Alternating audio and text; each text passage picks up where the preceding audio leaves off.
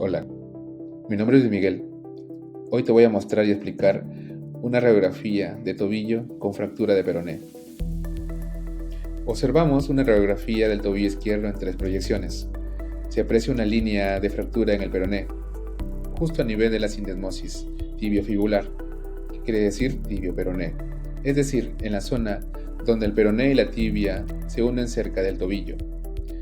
No se observan desplazamientos severos ni afectación evidente de la mortaja tibio-astragalina.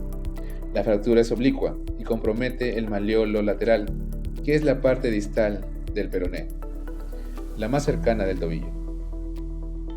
Para clasificar esta fractura usamos la clasificación de Dennis-Weber, que se basa en la relación de la fractura con la sindesmosis. Existen 3 tipos. El tipo A, la fractura por debajo de la sindesmosis. El tipo B, la fractura es a nivel de la sindesmosis. Y el tipo C, la fractura va por encima de la sindesmosis. Bueno, en este caso, la fractura es a nivel de la sindesmosis, por lo que corresponde a una fractura Weber tipo B. Este tipo suele ser consecuencia de un mecanismo de rotación externa y, aunque la sindesmosis puede estar comprometida y parcialmente lesionada, generalmente la estabilidad del tobillo está conservada. Bueno, en resumen, la imagen muestra una fractura de peroné tipo B, según Dennis-Weber. Este diagnóstico es fundamental para decidir el tratamiento y planificar la rehabilitación.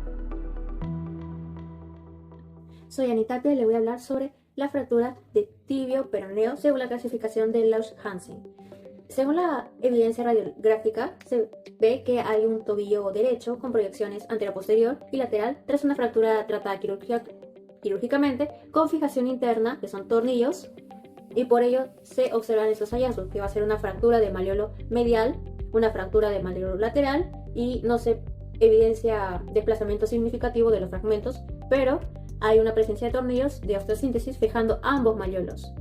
Pero según la clasificación de Lausch-Hansen, está transcrito que esto va a afectar a lo que va a ser el movimiento de patrón de pronación, rotación externa, que va a verse lo que es una fractura del maleolo medial, que está en estadio 1, la fractura del peroné a nivel supradesmal con trazo oblicuo en estadio 3 y una fijación del maleolo posterior en estadio 4.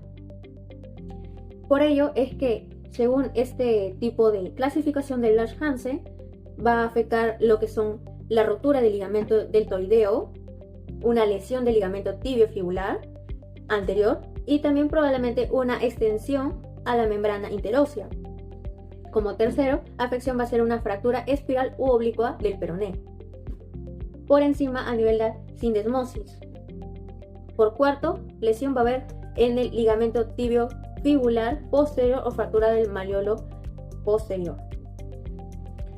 Evaluación fisioterapéutica en paciente post-inmovilización de yeso por fractura de tobillo. Empezamos con una evaluación subjetiva donde vamos a recopilar todos los datos del paciente como nombre, edad, cuándo fue la fecha de fractura y tipo, si ha sido unimaleolar o bimaleolar, tratamiento recibido, si ha sido conservador o quirúrgico, duración de la inmovilización. Síntomas actuales como dolor, rigidez, si hay debilidad o inseguridad al caminar. Evaluación objetiva. Empezaremos con una inspección. Si hay edema o inflamación, si hay atrofia muscular, especialmente se da en el tricesural o en el tibial anterior, ¿no? La coloración de la piel, si está enrojecida, si hay cianosis. En el estado trófico también verificar la piel seca o escamas. En la cicatriz quirúrgica, la longitud, si está adherida, si hay enrojecimiento. También verificar la alineación del pie y tobillo. En el segundo punto sería la palpación. Verificar los puntos dolorosos en los maleolos, en los trágalos, tendones peroneos o en la articulación subastragalina. Realizar también la prueba de signo de fobia. Es positiva cuando la presión deja huella, ¿no? La palpación muscular, la consistencia y el tono. También la palpación de la cicatriz, si hay hipersensibilidad. En el tercer punto sería la valoración del rango articular. medir con un goniómetro o estimar con movimientos activos y pasivos. En movimientos como dorsiflexión, el valor esperado es de 0 a 20 grados. En la flexión plantar, también de 0 a 45 grados. En la inversión, de 0 a 30. Y la eversión es de 0 a 20, ¿no? Y siempre comparar con el lado contralateral, ¿no? Cuarto punto sería evaluar el balance articular, ¿no? Evaluar si la articulación del tobillo mantiene su integridad ligamentosa tras la inmovilización, ya que el desuso puede causar debilidad ligamentaria o inestabilidad funcional. Pruebas clínicas sería el test de cajón anterior del tobillo, que evalúa el ligamento talofibular anterior, y el test de inversión forzada, que evalúa el ligamento calcáneo-fibular, el test de versión forzada, que va a evaluar el ligamento deltoideo medial. En el quinto punto es la valoración neuromuscular. El objetivo tiene de evaluar, ¿no?, el estado de la fuerza, tono y reflejo de los músculos involucrados tras el periodo de movilización y desuso. La evaluación de fuerza muscular, que vendría a ser con la escala de Daniels de 0 a 5, podemos evaluar los músculos de tibial anterior con una dorsiflexión de tobillo, el tríceps sural con una flexión plantar del pie, los peroneos con una eversión del pie y tibial posterior con una inversión del pie. En el tono muscular, preparar la musculatura para evaluar si está flácida o si hay una resistencia al movimiento pasivo. Puede haber posible hipotonía por desuso, ¿no? El sexto es valoración de la sensibilidad.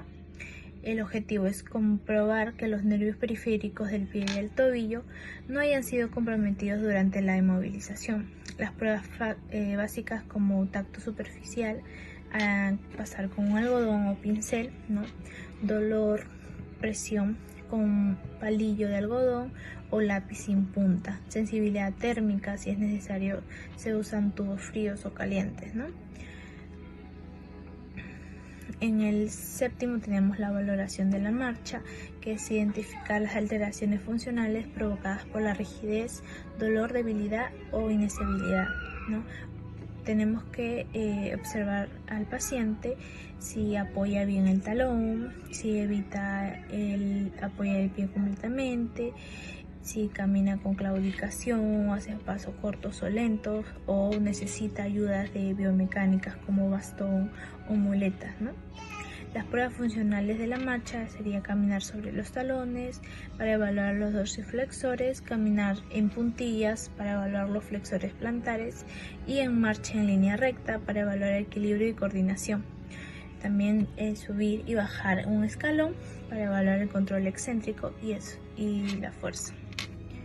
Hola, mi nombre es Eduardo. Yo voy a hablar sobre la evaluación fisioterapéutica en un paciente con fractura de peroné tipo Weber tratada quirúrgicamente mediante osteosíntesis. Bueno, lo que primero hacemos es revisar la historia clínica y confirmar el tipo de fractura y la técnica quirúrgica que se ha utilizado y el tiempo que ha transcurrido desde la cirugía. Esto para definir las precauciones y limitaciones funcionales.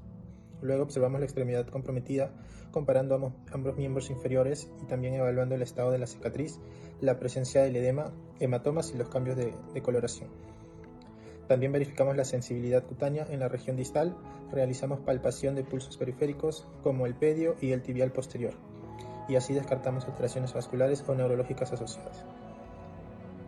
También evaluamos el rango de movimiento activo y pasivo del tobillo, como la dorsiflexión, flexión plantar, inversión y eversión. También identificamos el umbral del dolor utilizando la escala visual análoga o una escala numérica del 0 al 10. Exploramos la fuerza muscular de los principales grupos involucrados, como tibial anterior, tríceps sural y peroneos, mediante pruebas manuales o dinanometría. Y finalmente valoramos el patrón de marcha, el tipo de apoyo y el uso de ayudas técnicas. Esta evaluación nos permite establecer un plan de tratamiento progresivo y seguro, enfocado en restaurar la movilidad, la fuerza y la funcionalidad del paciente.